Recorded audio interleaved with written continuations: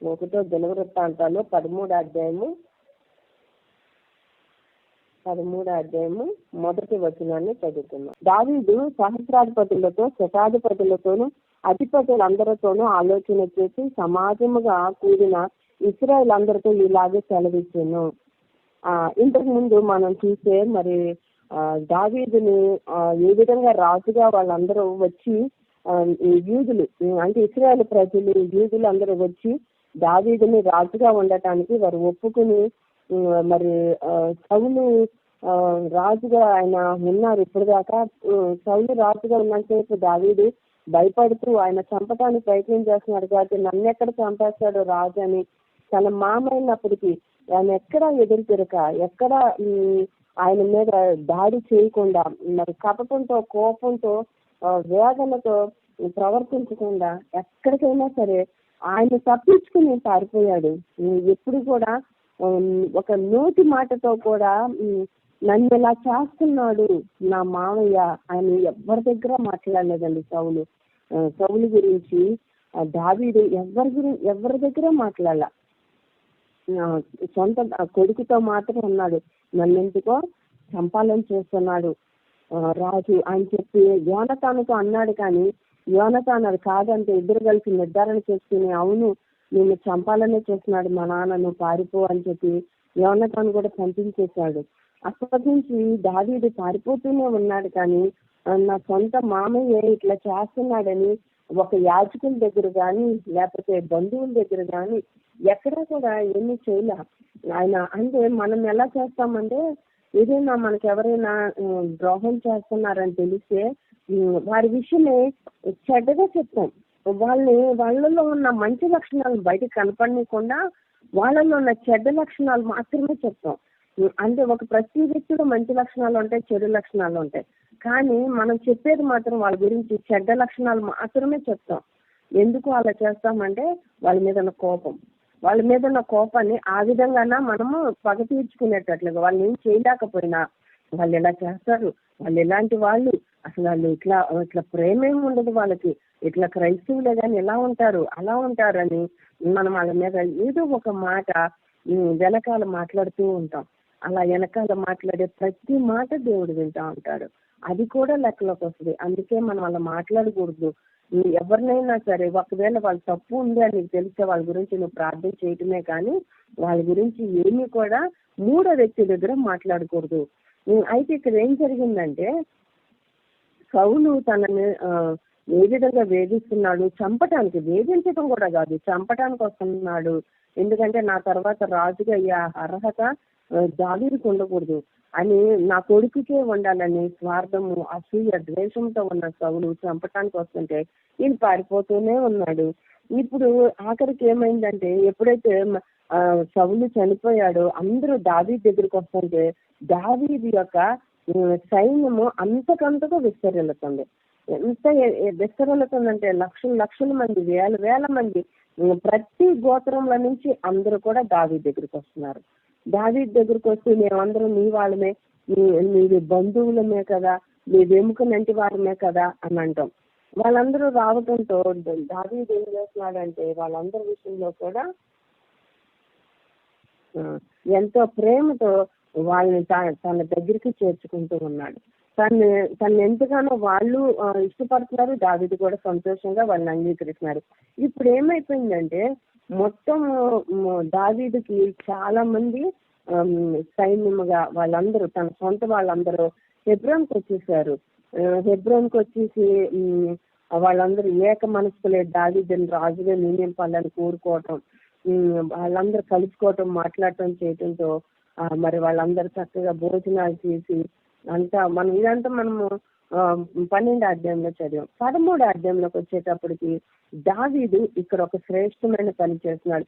13వ అధ్యాయంలో దావీదు చేసే ఈ పనిని మన జీవితాల్లో మనం చేస్తే కూడా ఆశీర్వాదం పొందుకుంటాం. ఏం చేశాడంటే ఆయన తన దగ్గర ఉన్న సహస్రాధిపతులను, శతాధిపతులను, అధిపతులు అందరిని ఆలోచన చేసి ఆయన దగ్గరికి పిలుచుకొని చెప్తున్నాడు. మరి ఇశ్రాయేలు అందరితో చెప్తున్నాడు, ఈ యోచన నా దృష్టి అనుకూలమైతే అంటే మీ అందరికి ఇష్టమైతే నేను ఒక పని చేయాలనుకుంటున్నాను.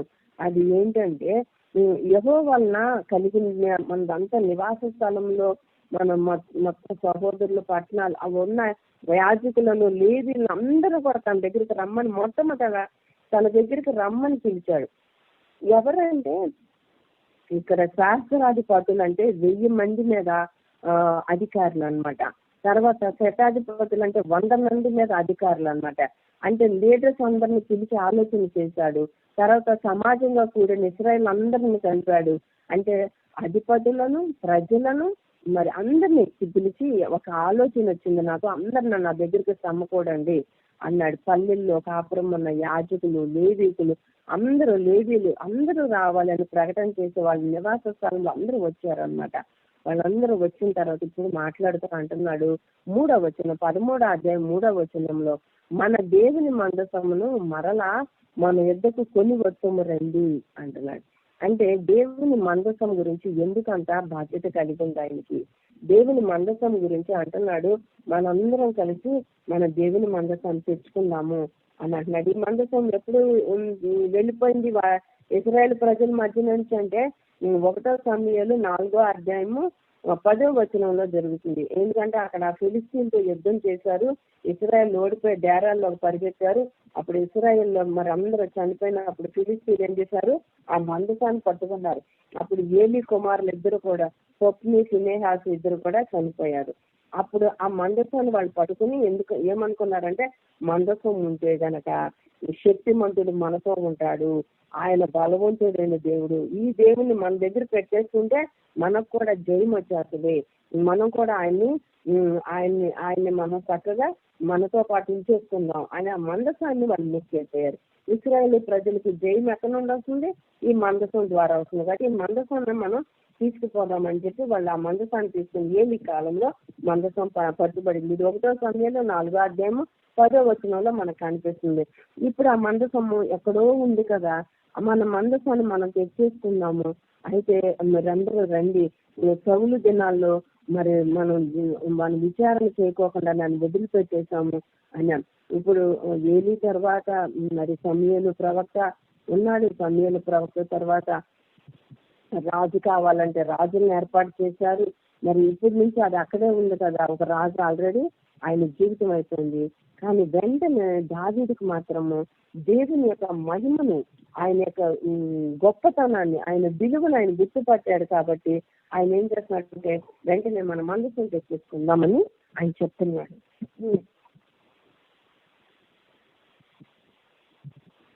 అనగానే వాళ్ళందరూ కూడా ఇష్టపడిపోయారండి ఆ మాటకి. వాళ్ళు కూడా చాలా ఇష్టపడిపోయారు. అవును మనం కూడా ఆ పని చేద్దాం అన్నప్పుడు వాళ్ళందరూ ఏం చేశారంటే ఆ కార్యం చేయడానికి సమాజంలో ఉన్న వాళ్ళందరికీ అది అనుకూలమైనగా ఉందంటే వాళ్ళ దృష్టికి కూడా వాళ్ళందరూ ఒప్పుకున్నారు. జనులందరూ కరెక్ట్, అదే మంచి పని, అలాగే చేద్దామని చెప్పినప్పుడు వాళ్ళు దేవుని మందసం తీసుకురావడానికి బయలుదేరారు. మనం ఏదైనా ఒక పని చేసేటప్పుడు మనం ఏమనుకుంటాం అంటే మంచి పనే కదా, ఇలా చేసేద్దాం అనుకుంటాం. కానీ ఆ పని చేసేటప్పుడు ఉదాహరణకి ఒక ప్రార్థన కూడిక పెట్టుకోవాలంటే మంచి పనే కదా, పెట్టేసుకుందాం అనుకుంటాం.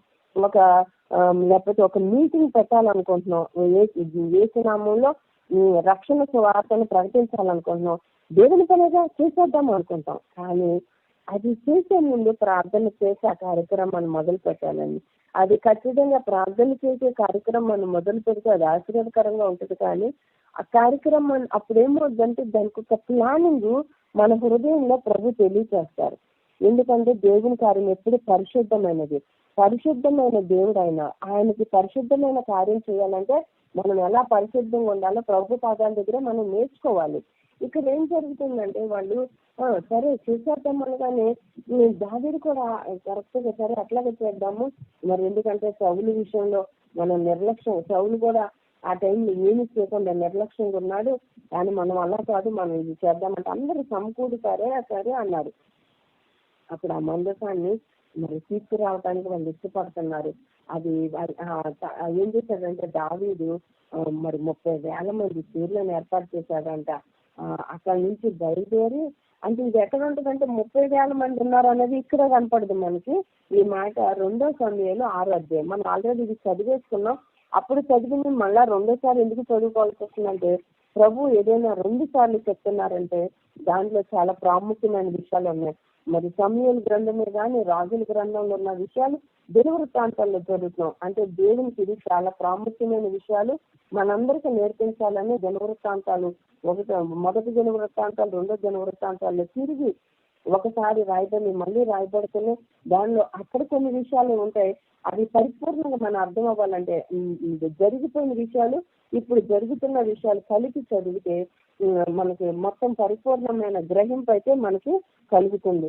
ఇక్కడ ఏం జరిగిందంటే 2 సమూయేలు 6వ అధ్యాయము మరి 1వ వచనం నుండి 11వ వచనం వరకు చూస్తే ఇక్కడ ఏం చేశాడంటే తర్వాత దావీదు ఇశ్రాయేలులో 30,000 మంది శూరులను సమకూర్చుకుని, ఇక్కడ కనిపిస్తుంది 30,000 మంది మనుషులను ఏర్పాటు చేసుకున్నాడు, బయలుదేరాడు. కెరూబుల మధ్య నివసించే సైన్యములకు అధిపతి యెహోవా అను నామం పెట్టబడిన దేవుని మందసము అచ్చటి నుండి తీసుకుని వచ్చేటకే తన యుద్ధన్న వారందరితో కూడా బాయిల యెహోయాదాలో నుండి ప్రయాణమాయను.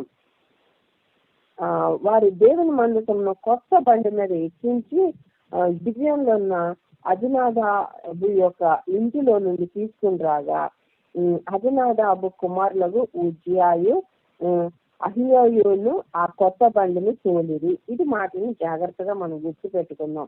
ఎందుకంటే ఇదే మాటని మనం ఇప్పుడు 2 సమూయేలు 6వ అధ్యాయంలో చదువుకున్నాం. ఇప్పుడు 1వ దినవృత్తాంతాల్లో 13వ అధ్యాయంలో మనం చూద్దాం. వాళ్ళు ఏం చేశారంటే ఇక్కడ 4వ వచనం 5వ వచనంలో చూస్తే కాగా దేవుని మందసము కిర్యతాయిం నుండి తీసుకుని వచ్చేటప్పుడు దావీదు ఐగుప్తు యొక్క షీహోర్ నది మొదలుకొని హామాత్ వరకు పో మార్గం మందుండు ఇశ్రాయేల్ వారందరినీ సమకూర్చెను. కెరూబుల మధ్య నివాసం చేయి దేవుడైన యెహోవా నామం పెట్టబడిన ఆయన మందసమును యోదాలో నుండి కిర్యతాయిము అనబడిన బాలా నుండి తీసుకుని వచ్చేటగా ఇక్కడ ఇశ్రాయేల్ వారందరూ అచ్చటికి పోయిరి. ఇక్కడ కూడా అదే మాటల, అక్కడ కూడా దేవుని మందసం ఒక బండి మీద ఎక్కించారు, ఇక్కడ కూడా బండి మీద ఎక్కించారు. ఎవరు ఎక్కించినప్పుడు దాన్ని ఎవరు తోలుతున్నారంటే అబీనాదాబు ఇంటి వరకు దగ్గర తీసుకొచ్చినప్పుడు ఉజ్జియాయు అహియోయును బండి మీద తోలిరి. వీళ్ళిద్దరు ఎవరో ఇక్కడ రాయబడలేదు, కానీ 2 రాజుల్లో మాత్రం 6వ అధ్యాయంలో రాయబడింది. వీళ్ళిద్దరు అబీనాదాబు అన్న విషయం మనకి అర్థమైంది. అయితే వాళ్ళు ఇక్కడ వరకు బాగుంది.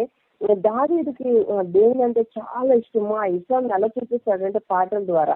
అందుకని ఇశ్రాయేలు వారందరూ పూర్ణ శక్తితో దేవుని సన్నిధిలో పాటలు పాడుతూ సితార వాయిస్తూ మరి స్వరమండలాలు తాళాలు వాయిస్తూ బోర్ల పట్టుకుని ఊదుతూ చేస్తున్న పనిని బట్టి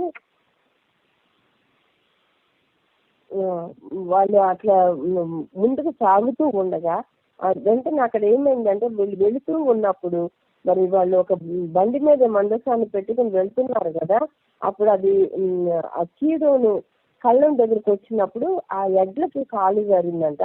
కాలు జరగానే అదేం జరిగిందంటే ఆ కాలు జరగగానే మందసం పక్కకు ఒరిగిపోయింది.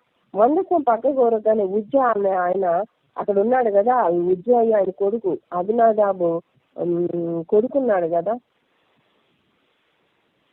ఆయన పట్టుకున్నాడు, ఇలా చెయ్యి అడ్డం పెట్టాడు, పడిపోతున్న దాన్ని ఇలా పట్టుకోబోయాడు అంతే.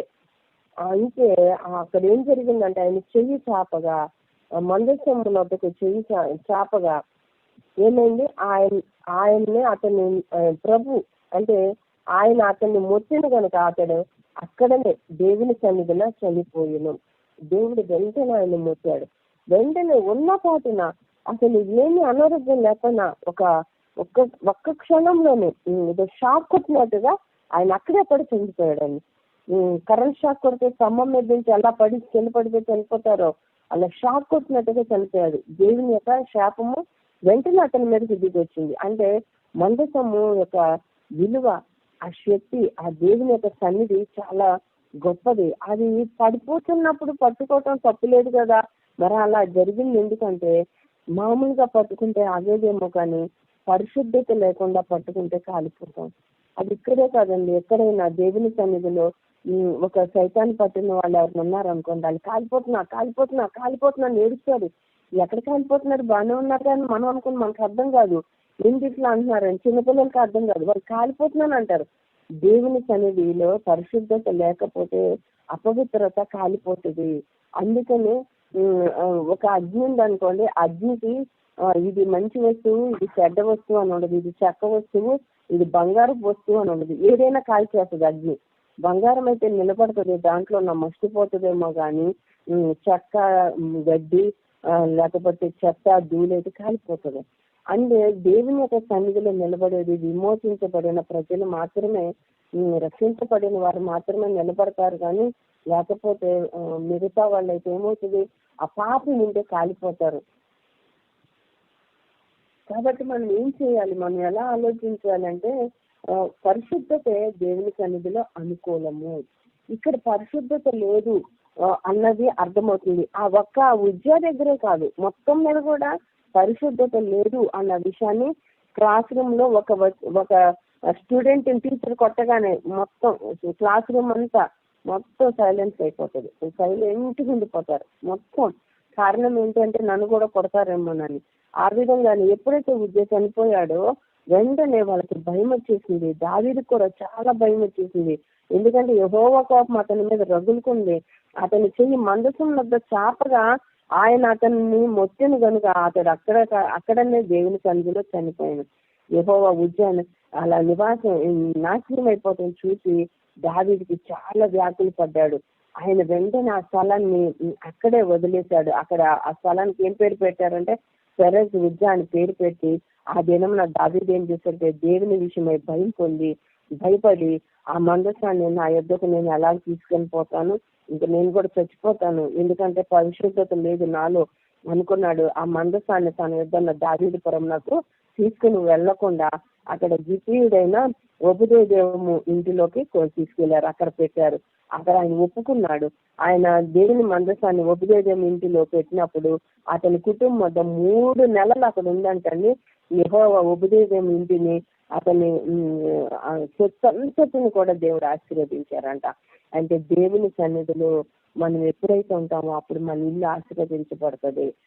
మరి మన ఇంటికి ఎవరైనా వచ్చారనుకోండి, అబ్బా చాలా బాగుందండి మీ ఇంట్లో, చాలా ప్రశాంతంగా ఉంది అంటారు. అక్కడ మన వస్తువులు చూసి కాదు, మనం ప్రార్థిస్తున్నప్పుడు మన ఇంటిలో మన వస్తువుల మీద, మన గోడల మీద మరి దైవికమైన ఆ యొక్క సన్నిధి ప్రజెన్స్ వాటి మీద కూడా దిగొస్తుంది. కాబట్టి ఒకలాంటి ప్రశాంతత, నెమ్మది ఉంటుంది. కొంతమంది ఇళ్ళకి వెళ్ళండి, ఎప్పుడు వెళ్ళిపోదాం వీళ్ళ ఇంట్లో నుంచి అని గందరగోళంగా ఉన్నట్లు ఉంటుంది. కొంతమంది ఇళ్లలో, ప్రార్థించేవారి ఇళ్లలో మనకి ఆ ప్రశాంతత కనపడుతుంది. అక్కడ చల్లగా ఉంది, అక్కడ నిజంగా అక్కడ ఏమీ ఉండదు, చల్లగా ఉంది, హాయిగా ఉంది అంటారు. అక్కడ ఏంటంటే దేవుని సన్నిధి ఉంది. ఆ ఇంట్లోకి వచ్చిన వాళ్ళు ఆశీర్వదించబడతారు, మళ్ళీ ఆ ఇంట్లో నుంచి వెళ్ళేటప్పుడు ఆశీర్వదించబడతారు. ఇది మనకు ద్వితీయోపదేశంలో 28వ అధ్యాయంలో కూడా ఉంటుంది. నీ ఇంట్లోకి వచ్చిన వాళ్ళు ఆశీర్వదించబడతారు, నువ్వు బయటికి వెళ్ళేటప్పుడు ఆశీర్వదించబడవచ్చు, లోపలికి వచ్చినప్పుడు ఆశీర్వదించబడతావని ఉంటుంది. అంటే దేవుని సన్నిధి ఎక్కడుంటే అక్కడ చల్లగా నెమ్మదిగా ఉంటది. ఒబెదేదోము ఇంట్లో అతని చుట్టంతటిని ఆశీర్వదించాడంటండి దేవుడు. 3 నెలలు ఉండే. దావీదు భయపడ్డాడు, అమ్మో నాలో తప్పు ఉంది. అంటే దావీదు ఎలా భయపడ్డాడంటే తనలో తప్పు చూశాడు, వచ్చిన వాళ్ళలో కూడా పవిత్రత చూశాడు. అది దేవునికి ఇష్టం లేని పనుల్లో మేమందరం ఉన్నాం. అయితే దేవుని యొక్క సన్నిధిలో నుంచి మందసం తీసుకురావటం కరెక్టే, కానీ మందసాన్ని సరైన విధానంలో తీసుకురాకపోతే శిక్ష వస్తుంది అన్న విషయము ప్రజలందరికీ అర్థమైంది, దావీదుకి అర్థమైంది.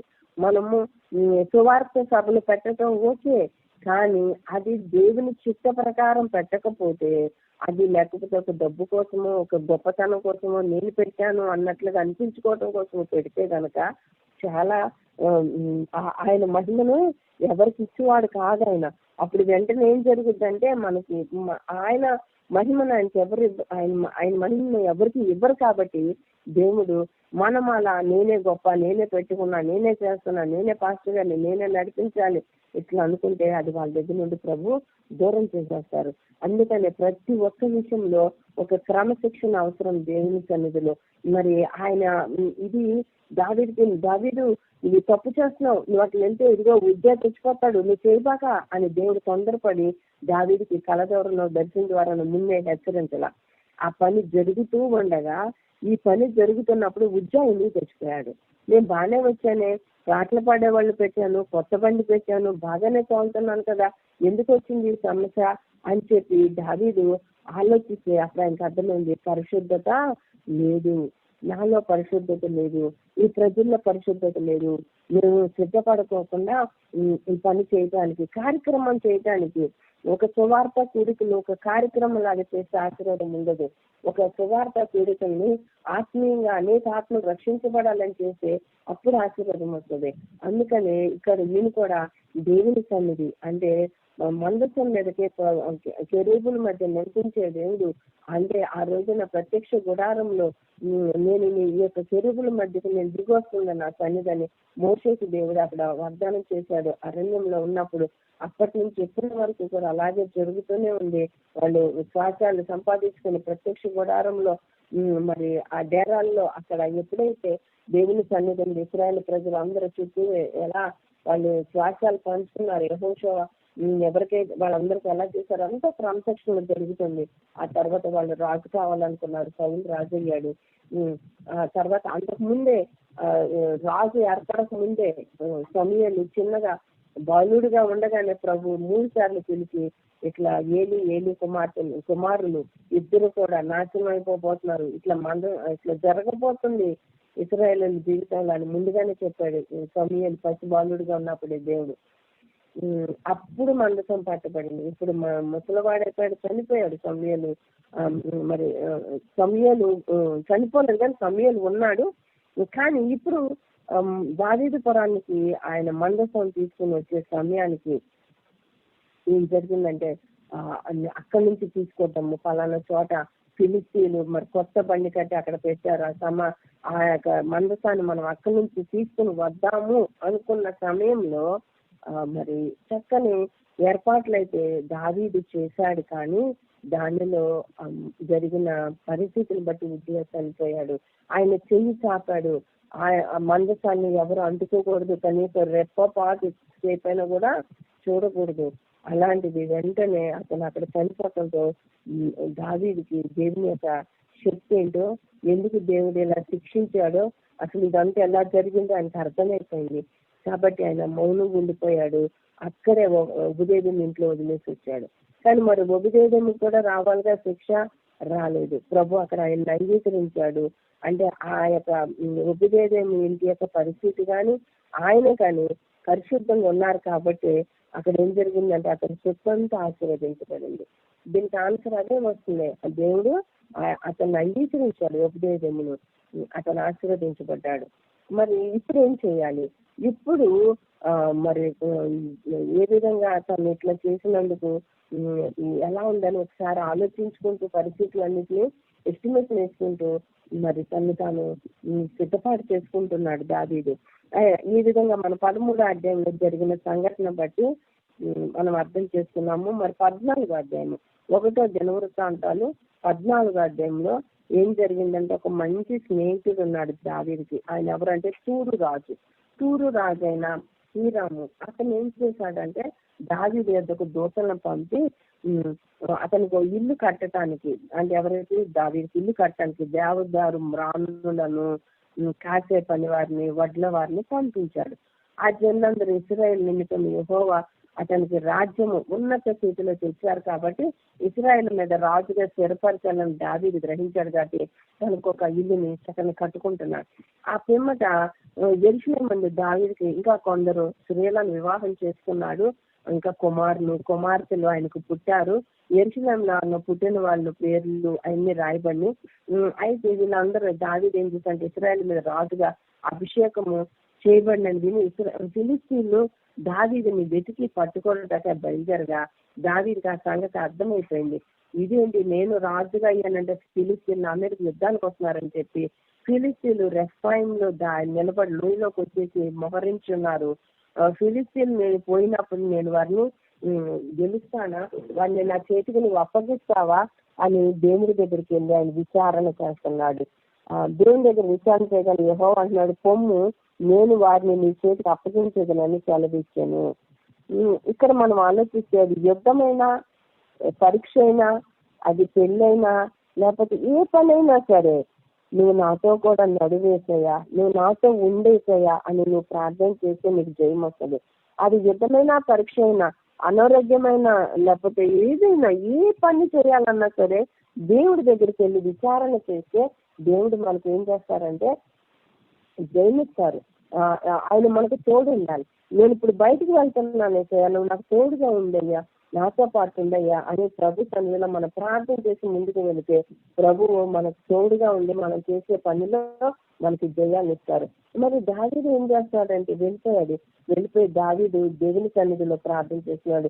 ఫిలిష్తీయుల మీదకి నేను వెళ్ళనా, వాళ్ళు నేను గెలుస్తానా, దేవుని సన్నిధిలో ప్రార్థిస్తే ప్రభు నన్ను వెళ్ళి నేను నీకు తోడుగా ఉంటానన్నాడు. అంటే మనుషులు మనకు ఎంతమంది చూడండి, చాలా వేల మంది లక్షల మంది సైన్యం ఉన్నారు. దావీదుకి వెళ్ళిపోవచ్చు, కానీ మనుషుల మీదను సైనిక బలం మీదను ఆయన ఆధారపడలేదు. కానీ దేని మీద ఆధారపడ్డాడంటే ఆయన దేవుని యొక్క శక్తి మీద ఆధారపడ్డాడు. కాబట్టి రథాలు బట్టి కొందరు, మరి గుర్రాలను బట్టి రథాలను బట్టి ఆశ్చర్యపడతారు. కానీ మన దేవుడైన యెహోవాను బట్టి ఎవరైతే మరి దేవుని మీద ఆధారపడి ఉంటారు వాళ్ళని దేవుని బహుగా ఆశీర్వదించి దీవిస్తాడు. దావీదు అలాగే చేశాడు. నేను వెళ్ళనా ప్రభు అంటే వెళ్ళమన్నాడు ప్రభు. మరి ఆయన బయలుదేరాడు, వెళ్ళాడు. ఎట్లా వెళ్ళాలో దేవుడు ఒక ప్లాన్ ఇచ్చాడు. ఇక్కడ దావీదు ఏం చేశాడంటే, నువ్వు అక్కడికి వెళ్ళి నా శత్రువులు నా ఎదుట నిలకుండా నాశనం చేసినందుకు అక్కడికి వెళ్ళి ఆయన ముందుగానే బెల్బెజర్ రాజ్యము అని దానికి పేరు పెట్టాడంట. అక్కడ ఆయన దాన్ని అక్కడ ఏం చేశాడంటే వాళ్ళు గెలిచి అగ్ని చేత దాన్ని అంతటిని కాల్చివేసి ఫిలిష్తీయులు మరలా ఆ లోయలకు రాగా దావీదు తిరిగి దేవుని ఎదుటికి వెళ్ళి మళ్ళీ విచారణ చేస్తే వాళ్ళని తరుము నా ప్రభు అంటే వెళ్ళి తరుము అన్నాడు. మళ్ళీ దేవుడు మళ్ళీ వెళ్ళి తరుమేటప్పుడు అంటాడు, ఒక ప్లాన్ చెప్పాడు ఇక్కడ ప్రభు. ఇదిగో ఆ కంబళ్ళ చెట్లు కొనలాగా దగ్గర కాళ్ళు చప్పులు నీకు వినపడినప్పుడు అప్పుడు యుద్ధానికి రా, అప్పుడు దాకా నువ్వు అక్కడే ఉండు, ఆ చప్పుడు వినపడే వరకు ఫిలిష్తీయులు దాన్ని హతం చేయడానికి అప్పుడు నువ్వు బయటికి రా అని చెప్పినప్పుడు అక్కడే లోబడి అక్కడ చెట్లు చాటున ఉంటాడు. దేవుడు తనకు సెలవిచ్చిన ప్రకారం దావీదు చేయగా ఇశ్రాయేలు ఫిలిష్తీయులు సైన్యంలో గిబియోను మొదలుకొని గాజేరు వరకు తరిమి హతం చేశారంట. దీన్ని బట్టి దావీదు కీర్తి అసలు ఇంత గొప్పవాడు, ఇంత శూరుడు, ఇంత యుద్ధ వీరుడు అంటూ అందరూ చెప్పుకోవటం, ఇశ్రాయేలీలు ఆ ప్రదేశం అంతటి కూడా ప్రసిద్ధి అయినదంట. ఇంకా అంతగా గొప్పగా వర్ధిల్లినట్లుగా ఆ శక్తి అక్కడ అందరూ కూడా మెచ్చుకున్నారు దావీదుని.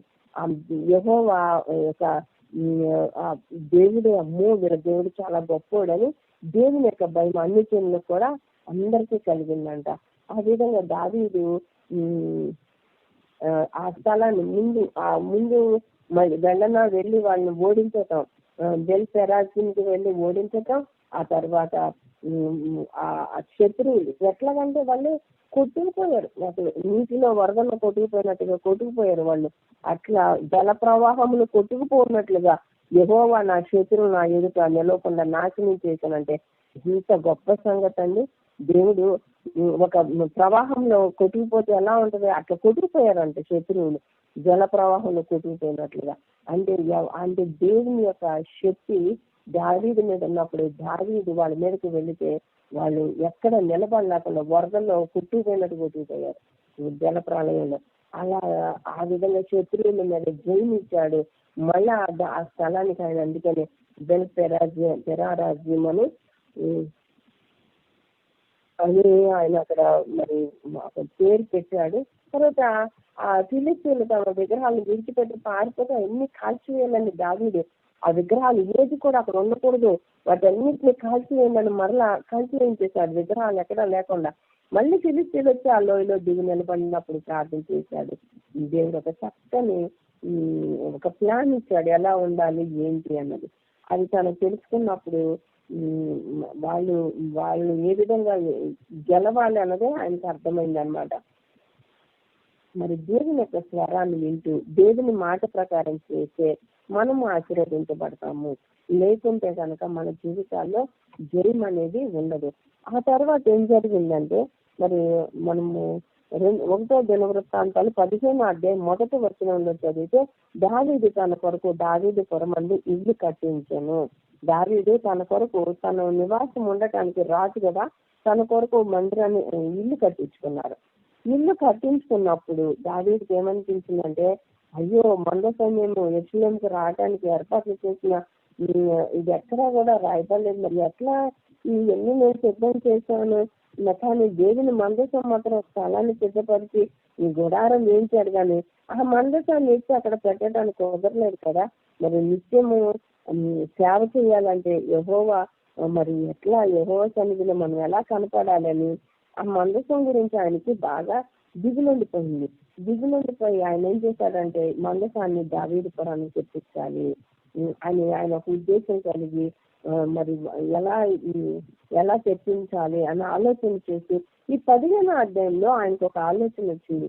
ఏం చేశాడంటే దేవుని మందసానికి ఒక స్థలాన్ని సిద్ధపరిచి దాని మీద గుడారం ఒకటి వేయించేసి ఆ మందసాన్ని ఎత్తుటకు నిత్యము తన దగ్గర సేవ చేయడానికి యెహోవా ఇష్టపడినట్లుగా లేవీలను ఏర్పరిచాడు. వాళ్ళు తప్ప మరి ఎవ్వరు కూడా దేవుని మందసం ఎత్తకూడదు అన్నాడు. ఎందుకు? ఒక పాట నేర్చుకున్నాడు కదా, పడిపోతున్న మందసాన్ని పట్టుకోగానే ఏం జరిగింది, అది ఒరిగిపోతున్నప్పుడు పట్టుకోగానే ఆయన విద్య చనిపోయాడు కదా. అందుకని ఎవరు కూడా దాన్ని అంటుకోకూడదు, మీరు దాన్ని అంటుకోకూడదు అని చెప్పి ముందుగానే వాళ్ళతో చెప్పేశాడు. లేదు ఇక్కడ ఆయన ఏం చేశారంటే దావీదు ఏం చేశాడంటే ఇక్కడ జాగ్రత్త తీసుకున్నాడు, ఎవరు కూడా మీరు అంటుకోకూడదు అని చెప్పి లేవీలు మాత్రమే అంటుకోవాలని. ఇప్పుడు ఈ 15వ అధ్యాయంలో మనం చూస్తే ఒక క్రమశిక్షణతో, ఒక క్రమముతో, ఒక పద్ధతిలో మందసాన్ని తీసుకొస్తున్నాడండి. ఎంత చక్కగా తీసుకొస్తున్నాడంటే దావీదుకి ఇంత గ్రహింపు జ్ఞానము దేవుడు ఎలా ఇచ్చాడా అనిపిస్తుంది. అంత చక్కని విధానంలో మందసాన్ని తీసుకొస్తున్నాడు. చూడండి, మొదట ఏం చేశాడంటే దేవుని మందసాన్ని ఎవరు అంటుకోకూడదు, ఒక లేవీలు మాత్రమే దాన్ని ముట్టుకోవాలని చెప్పాడు. అది మనకు 2వ అధ్యాయంలో కనిపిస్తుంది. 3వ అధ్యాయంలో దావీదు ఏం చేశాడంటే యెహోవా మందసాన్ని సిద్ధపరిచిన స్థలాన్ని దాన్ని తీసుకొచ్చడానికి ఇశ్రాయేలు వారు యెరూషలేము వారు సమాజంగా కూడుకున్నప్పుడు ఇప్పుడు మోషే కాలంలో దేవుడు ఏ విధంగా అయితే చెప్పాడో మందసానికి కావలసిన జాగ్రత్తలన్నీ మోషేతో దేవుడు చెప్పాడు. అవన్నీ కూడా ఇప్పుడు ఈ 3 నెలలుగా మందసము అక్కడ ఉపదేశం ఇంట్లో ఉండిపోయింది. ఇప్పుడు తీసుకురావడానికి వెళ్తున్నాడు. ఈ 3 నెలల్లో ప్రభు యొక్క మందసాన్ని ఏ విధంగా తీసుకురావాలో క్షుణ్ణంగా నేర్చుకున్నాడు. నేర్చుకుని ఏం చేశాడంటే మరి ఆ రోజున అహరోను సంతతి వారు, అంటే దేవుడు మొట్టమొదటి యాజకుడిగా అహరోను ఏర్పాటు చేసుకున్నాడు కాబట్టి అహరోను సంతతి వారు, అది కూడా లేవీ కుమారులు ఎవరంటారు, కహాతు, మొరారి, గెర్షోను, వీళ్ళని అప్పుడు పెట్టుకున్నారు. కాబట్టి ఇప్పుడు వాళ్ళు లేరు, వాళ్ళు చనిపోయారు కదా. అహరోను చనిపోయారు, ఆయన సంతతి వారు ఉన్నారు. లేవీలు చనిపోయారు, ఆయన సంతతి వారు ఉన్నారు. కహతీలు చనిపోయారు, కహతీలుని కహాతు అని కొడుకుని కహతీలని, మొరారీలని, గెర్షోనీలని అంటారు కదా. వాళ్ళ సంతానంలో నుంచి అధిపతులని వాళ్ళని తీసుకుంటున్నాడు. చూడండి, అధిపతులతో పాటు ఎంతమంది లేవీల్లో కహతి 4వ వచనంలో లేవీలైన కహాతు సంతతి వారి అధిపతి ఊరియేలును వారి బంధువుల్లో 120 మందిని తీసుకున్నాడు. కహాతు వారిని మొరారీలను అయితే 220 మందిని తీసుకున్నాడు. వారికి అధిపతిగా అసాయాన్ని పెట్టారు. మరి బంధువుల్లో 220 మందిని తీసుకున్నాడు. తర్వాత గెర్షోను సంతతి వారిని ఎవరు తీసుకున్నా అంటే యావేలును వారి బంధువుల్లో 130 మందిని తీసుకున్నాడు. అట్లా వాళ్ళు తీసుకున్న తర్వాత వీళ్ళు ముగ్గురు కూడా మందసాని దగ్గర ఎవరు ఏ పని చేయాలో వాళ్ళకి పనులు అప్పచెప్పేశాడు. ఎలీషాను సంతతి వారు షమయాను వారి బంధువుల్లోనూ 200 మందిని, హెబ్రోను సంతతి వారిని, అట్లా అందరిని తీసుకున్న తర్వాత ఇప్పుడు ఉజ్జియేలు సంతతి వారిని వాళ్ళని కూడా మొత్తం ఒక యాజకులను కూడా ఆయన లెక్క ప్రకారం తీసుకున్నాడు. యాజకులైన సాదోకును, అబ్యతారుని, లేవీయుడు ఊరియేలు, ఆసాయాను, యావేలును వీళ్ళందరినీ తీసుకున్నాడు. తీసుకుని ఎవరు ఎక్కడ నిలబడాలో ఒక క్రమాన్ని అక్కడ తెలియచేస్తున్నాడు. మందసం తీసుకురావడానికి దావీదు సిద్ధపడుతున్నాడు. ఫస్ట్ లేవీల పితరుల సంతతికి మొట్టమొదట పెద్దలైన వారిని తీసుకున్నాడు. వీళ్ళని అంటున్నాడు, ఇంతకు ముందు మీరు ఇశ్రాయేలు దేవుడైన యెహోవా మందసము మోయక ఇందుటి చేతను మన దేవుడైన యెహోవా యొద్ద విధిని బట్టి విచారణ చేయకుండటి చేతను ఆయన మనలో నాశనం కలుగు చేశాడు. ఇది అందరికీ తెలియజేస్తున్నాడు. ఎందుకు ఉజ్జియా చనిపోయాడో తెలుసా? మనం ఆయన మందసాన్ని మోసేటప్పుడు మన దేవుడైన యెహోవా దగ్గర మన విచారణ చేయాల, ఆయన సన్నిధిలో మనం సరైన విధానంలో నడుచుకోవాలి. కాబట్టి మిమ్మల్ని మీరు ప్రతిష్ఠించుకున్నది ఇదండి, శుద్ధి చేసుకోమని చెప్తున్నాడు. ప్రతిష్ఠించుకోండి, నేను ఆ మందసమును సిద్ధపరిచిన స్థలంలో దాన్ని తేవలను. కాబట్టి ప్రతిష్ఠించుకోవటం అంటే వారు దేవుని సన్నిధిలో పని చేయడానికి ప్రతిష్ఠించుకోవాలి. మనము కూడా దేవుని యొక్క ఆత్మని రక్షణలోకి నడిపించడానికి ప్రతిష్ఠించుకోవాలి. దేవుని పని చేయటానికి మనము కూడా ప్రతిష్ఠించుకోవాలి. మిమ్మల్ని మీరు దానికి కేటాయించుకోండి, మీరు నిర్ణయించుకోండి. రండి దేవుని పని చేయడానికి మీరు నిర్ణయాలు తీసుకోండి, ప్రతిష్ఠించుకొని మీరు ఆ పనులు ఖచ్చితంగా దేవుని కొరకే చేయాలి. అప్పుడు మీ సొంత పనులు మీరు చేసుకోకూడదు, ఆ సమయాన్ని దేవునికి ఇవ్వాలి. నేను ఆ మందసాన్ని సిద్ధపరిచిన స్థలానికి దాన్ని తేవలను. అప్పుడు యాజకులు, లేవీలు, ఇశ్రాయేలు యెహోవా మందసాన్ని తీసుకురావడానికి వాళ్ళు తమ్ముడు ప్రతిష్ఠించుకున్నారు. ఆ తర్వాత వాళ్ళు లేవీలు యెహోవా చదివించిన మాట చొప్పున మోషే ఆజ్ఞాపించినట్లు. చూసారా, మోషేకి దేవుడు ఎలా ఉండాలో చెప్పాడు. కాబట్టి మోషే ఎలా దేవుడు ఆజ్ఞాపించింది చేశాడో అట్లా మోషే ఆజ్ఞాపించినట్లుగా దేవుని మందసాన్ని దండాలతో తమ భుజాల మీద మోసుకొని ఎత్తుకొని నడిచారంట. ఇప్పుడు కొత్త బండి మీద పెట్టాల. అప్పుడు అది తర్వాత దావీదు, మీరు మీ బంధువులకు పాఠకులను పిలిపించండి అంటే అప్పుడు దావీదు చెప్పినట్లుగానే ఎవరెవరు వచ్చారంటే పాఠకులను తెచ్చారంట. స్వరమండలము, సితారాలు, తాళాలతో, వాయిద్య విశేషాలతో గంభీర ధ్వని చేస్తూ సంతోషముతో స్వరములతో పాడుతూ ఏర్పాటు చేయడాన్ని లేవీల అధిపతులకు ఆజ్ఞాపించాడు. చూడండి, ఆయన ఏం చేశాడంటే దేవునికి ఇష్టమైనది స్తుతి ఆరాధన. అసలు నువ్వు నేను బ్రతికి ఉన్నామంటే మనం ఎందుకు దేవుడు బ్రతికించాడు, అసలు మనం ఎందుకు పుట్టించాడంటే ఒకటే ఒక సమాధానం, స్తుతి ఆరాధన చేయడానికి. ఆయన దేవదూతలతో కోట్లాది దేవదూతలు ఆయన చుట్టూ ఉండి గాన ప్రతికానాలు చేస్తూ ఉండగా గడప కమ్మలు కదిలిపోయేంత, పునాదుల్లో నుంచి కదిలికి వచ్చేంత గొప్ప స్తుతి ఆరాధన ఆయన కొరకు దేవదూతలు చేసేవాళ్ళు. అలా చేస్తున్న దేవదూతల ప్రధాన దూత లూసిఫర్. ఈ లూసిఫర్ తను తాను హెచ్చించుకుని గర్వంతో దేవుని సన్నిధిలో కనపడినప్పుడు తోసివేయబడింది. లూసిఫర్ తోసివేయబడితే సైతాన్గా మారింది తనకున్న చెడ్డ బుద్ధి వల్లే. అయితే అప్పటి నుంచి ప్రభు ఏమనుకున్నాడంటే తన కొరకు తన ప్రజలను పుట్టించాలని చెప్పి మనుషులన్నీ ఆయన సిద్ధం చేశారు. కానీ మనుషులు కూడా సైతాను మాయ చేసి పాపంలోకి నెట్టేసింది.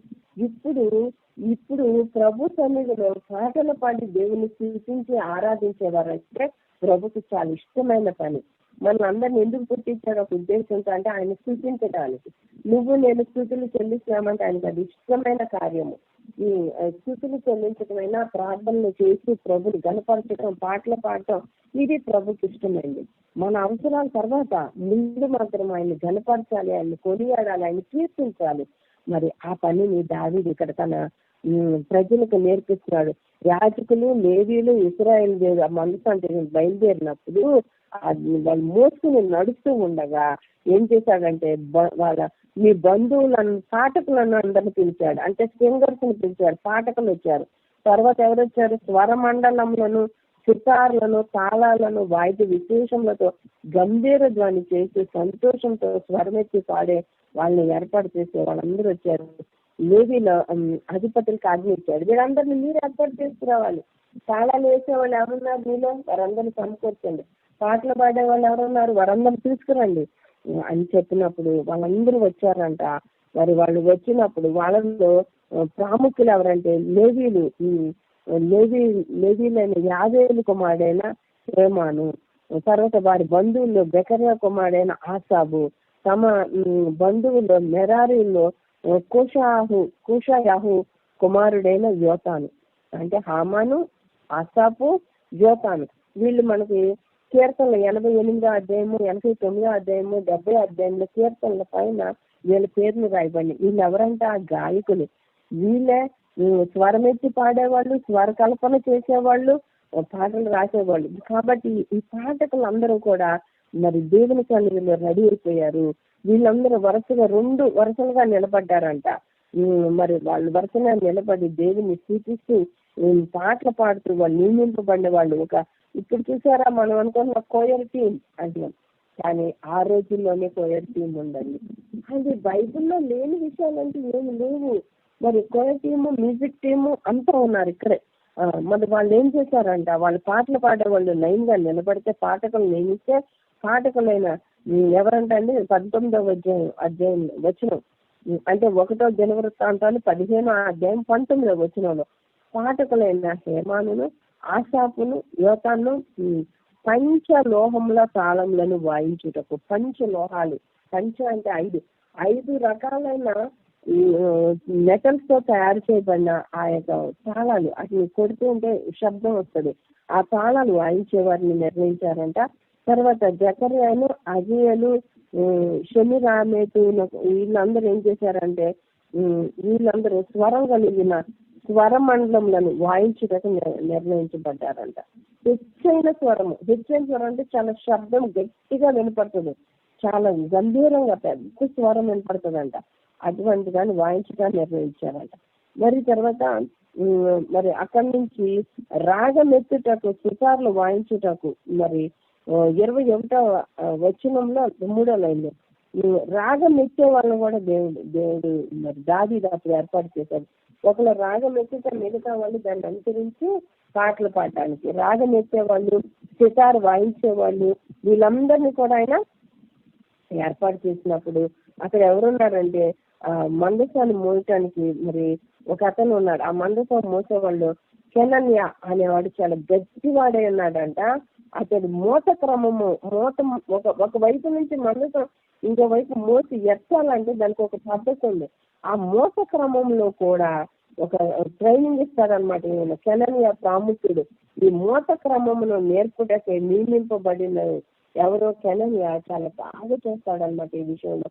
మరి దావీదు ఆ విధంగా అతను కూడా ఏర్పాటు చేసుకుని దాన్ని మోసేటట్లుగా, దాన్ని నిలబెట్టడానికి, మోయటానికి పెట్టుకున్నారు అనమాట. ఆ తర్వాత ఈయన కెనన్య సంగీతంలో పాటలు పాడటంలో చాలా ప్రవీణుడు. అంటే లేవి గోత్రిక నాయకుడు అంటే కెనన్య. ఈయన సంగీతంతో పాటు పాటలకు నడిపించడం కూడా ప్రావీణ్యం కలిగిన వాడు కాబట్టి ఆ పనికి అతను నియమించారంట. దేవుని మందసానికి కాపలాదారులుగా బెర్యాని, ఎల్కానా అని పెట్టారంట. దేవుని మందసం ముందు బోర్లు ఊదటానికి ఎవరిని పెట్టారంటే షబనాయను, యెహోషాపాతును, అతనేలును, అమాస్యాను, జకరియా, బెననియా, ఎలియాజరు, వీరందరినీ కూడా అక్కడ వాళ్ళు పెట్టారంట. వాళ్ళు పెట్టి యాజకులుగా వాళ్ళు నియమించి ఆ మందసానికి కాపలాగా ఉండాలి, వాళ్ళు అది మోసే వాళ్ళుగానే ఉండాలి. ఒబెదేదెము, యెహోయాను వాళ్ళు కూడా ఈ పనికే నిర్మించబడ్డారు. వీళ్ళందరూ కూడా వెళుతూ ఉండగా ఏం జరిగిందంటే వీళ్ళందరూ బయలుదేరి ఒబెదేదెము వెనక తట్టు నిలబడి ఉన్నాడు. దావీదు, ఇశ్రాయేలు పెద్దలు, సహస్రాధిపతులు, మరి యెహోవా నిబంధన మందసం మోసేవాళ్ళు వాళ్ళందరూ ఉత్సాహముతో ఒబెదేదెము ఇంట్లో నుంచి ఈ యొక్క మందసాన్ని తీసుకురావడానికి వెళ్ళారు.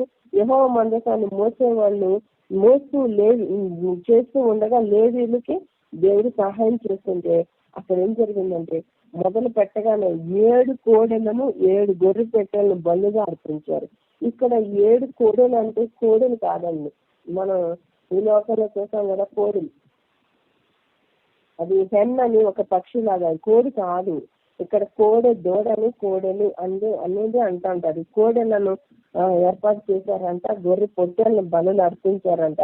దావీదంట మందసాన్ని మోసే లేవీలను పాటలు పాటకు పాడే వాళ్ళని పైన విచారణకర్త అయిన కెనన్యాను ఆయన ఏం చేశాడంటే వాళ్ళందరికీ కూడా ఒక చక్కని యూనిఫామ్ లాంటి వస్త్రాలు, అందరూ ఏ పోజులు ధరించారు. వీళ్ళ మాత్రం ఆ యాజకులు, దావీదు కూడా సన్న నారతో చేయబడిన ఏ పోజులు ధరించాడు. కారణం ఏంటి? ఒక రాజుగా దేవుని ముందుకెళ్ళి ఆయన నిలబడలేదు. ఒక సామాన్యుడిగా, ఒక యాజకుడైన ఆయన నిలబడితే దేవుడు ఆయన అంగీకరిస్తాడు. కాబట్టి తన యొక్క గొప్పతనంతో నేను దేవుడి దగ్గర కనబడను, నా దేవుని దగ్గర నేను లోబడి ఉంటానని తన రాజవస్త్రాలు తీసి పక్కన పెట్టి పబ్లిక్ లోకి వచ్చి కూడా రాజులాగా ప్రవర్తించకుండా ఆయన ఎలా ప్రవర్తించారు, ఒక సామాన్య మనిషిలాగా ఆ సన్నని ఏఫోదును ధరించుకొని ఇశ్రాయేలు అందరూ మరి ఆర్భాటంతో అటు ఇటు అమ్మో ఈ రాజు ఎలా వచ్చాడు అని అందరూ ఎదురు చూస్తుండగా కొమ్ములు బోర్లు ఊదుతూ తాళాలు స్వరమండలం సితార్లు అన్ని వాయిస్తూ ఉండగా దావీదుని చూస్తే తగ్గింపు తను తాను తగ్గించుకున్నాడు. రాజ్యంలో నుంచి రాజుగా కాకుండా గొర్రెల గొడ్డల నుంచి నన్ను తీసిన వాడు నా దేవుడే అంటే దేవుని కృతజ్ఞతాస్థితులు చెల్లిస్తూ వచ్చాడు.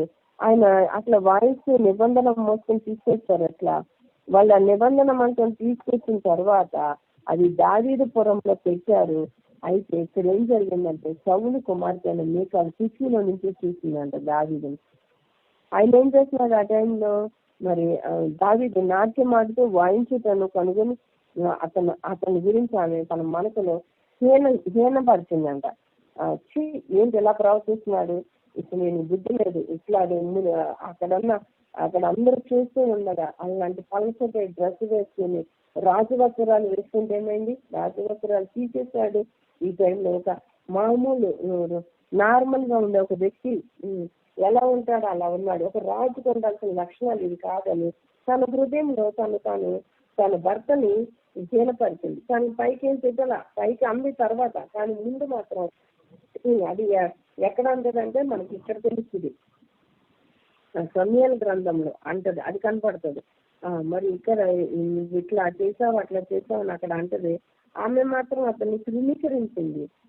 మరి ఇక్కడ కిటికీలోంచి చూసిన మేఘాలు సౌలు కుమార్తె యెహోవా సన్నిధిలో దావీదు నాట్యం చేస్తుంటే ఆయన సంబరపడిపోతుంటే అది చూసి ఆమె అతన్ని ఎంతగానో హీనపరిచినట్లుగా మనం చూస్తాం, తృణీకరించినట్లుగా మనం చూసాం. కానీ ఆమె అలా చేయటం వల్ల ఆమె శ్రేష్టమైన ఆశీర్వాదాన్ని పోగొట్టుకుంది. కారణం ఏంటంటే దావీదు పెళ్లి చేసుకున్న వాళ్ళు ఎవరిలో రాజకుమార్తెలు లేరు. రాజకుమార్తె ఒకటే మీకాలు.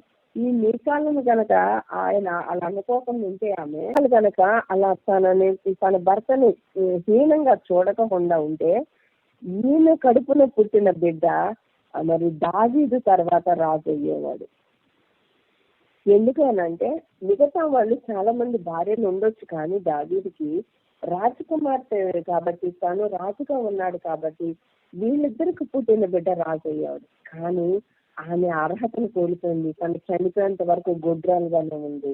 మనం అనుకుంటాం మన మాటలు ఎవరు వినట్లేదులే అని మనసులో అనుకున్నా, లేకపోతే ఆ వ్యక్తిని కించపరిచేటట్లుగా ఒంటరిగా ఉన్నప్పుడు అన్నా అది ప్రతి ఒక్కటి కూడా లెక్కలోకి వస్తుంది.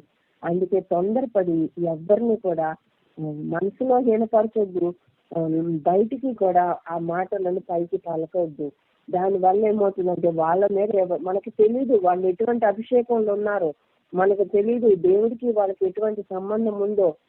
అప్పుడు ప్రభు కోపడతాడు మనల మీద. ఎందుకంటే నా బిడ్డను నువ్వు ఇలా మాట్లాడతావా, ఇట్లా అంటానికి నీకు ఎంత ధైర్యం అని ప్రభు వాళ్ళ తరపున మన మీద యుద్ధానికి వస్తారు. కాబట్టి ఎవరి విషయంలో కూడా మనం తొందరపడి మాట్లాడదు. ముఖ్యంగా దైవజనుల విషయంలో అసలు మాట్లాడకూడదు. దైవజనులు ఇట్లా చేశారు అట్లా చేశారని మనం ఎప్పుడూ మాట్లాడకూడదు. దానివల్ల ఆశీర్వదించబడతాం. దావీదుని చూసి ఆమె హీనపరిచింది. ఆమె జీవితంలో ఎన్నటికీ సరిచేయబడినటువంటి ఒక పాపంలో తను పడిపోయింది. ఆ తప్పులో తను ఉండిపోయింది. మరి దావీదు మాత్రం దేవుని యొక్క చిత్తానుసారుడు, ఒక క్రమ పద్ధతిలో మందసాన్ని మోసుకుని చక్కగా మందసాన్ని తీసుకొచ్చాడు.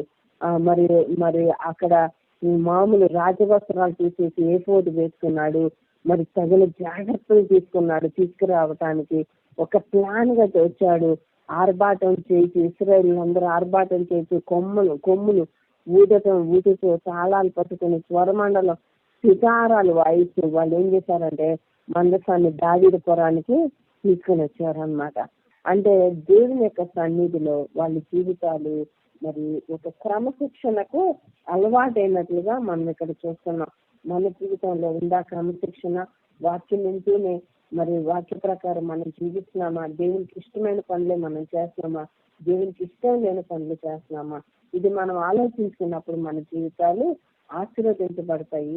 ఆ విధంగా మనం దేవునికి సమీపస్తులంగా వచ్చి ప్రభా ఎప్పుడు మనం పిలిచినా ఆయన శాశ్వతమైన ప్రేమతో మనల్ని ప్రేమిస్తూ మనకు చేసే ప్రతి ప్రార్థనకి సఫలపరుస్తూ ప్రతి ప్రార్థనలో మనల్ని దీవిస్తూ ప్రభు కాపాడను గాక.